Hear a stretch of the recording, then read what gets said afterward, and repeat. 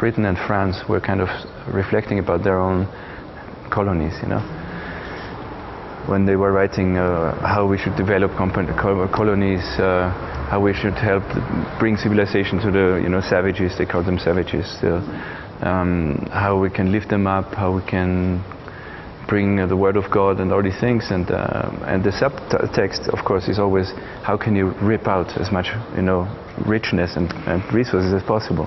And in the late 1900s, they said that they were writing, we have to make sure to really rip out as much, you know, cotton from Senegal as possible. So, and today, it's the same discourse, but it's a little bit more hidden, you know. So nobody says we want to exploit the Congo, you know. They would say no, we want to help.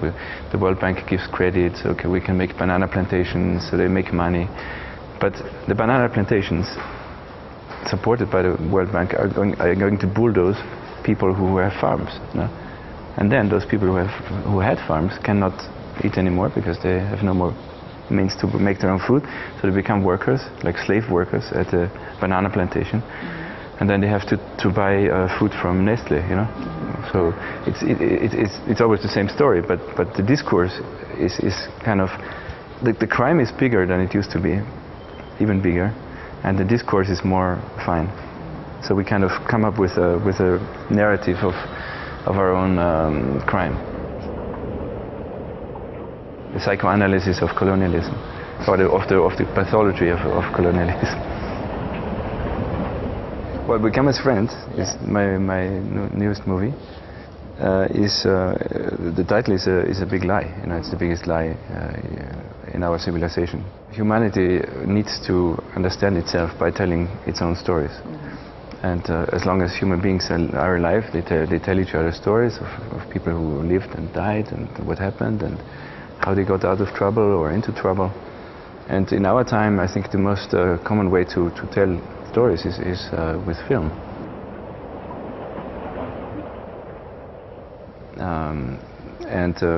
Film has a very broad spectrum, you know. It's not only movies, it's not only fiction films or documentary films, but it's a million different outlets of, you know, podcasts, of YouTube, of promotional films. Every NGO, every government, every company, every brand, every idea have now little documentary films, you know. But they're not really documentary films, they're propaganda, you know. Propaganda for a company, for, you know. And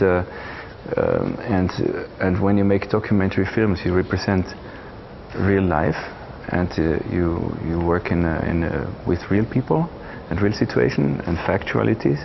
In French you say, for example, documentaire de création. What I'm doing is a documentaire de création. So some people say, création, so you use actors, or it's made up because it's created. And I said, it's not made up, it's factual things, real people, real situation, but the creation is the form, is how you film, what kind of light, how long, what kind of question you ask, how you cut the film, what is the idea, even to talk to this person or to another person that you choose. So it's a very extreme form of representing the world. For example, so if somebody says from the UN to me, yeah, the people in the UN, in your film, they are drinking, son borrachos, no? They are racist, and this is not true. And I said, yeah, okay, of course it's not true, but it's a part of the truth, which is necessary for me to represent.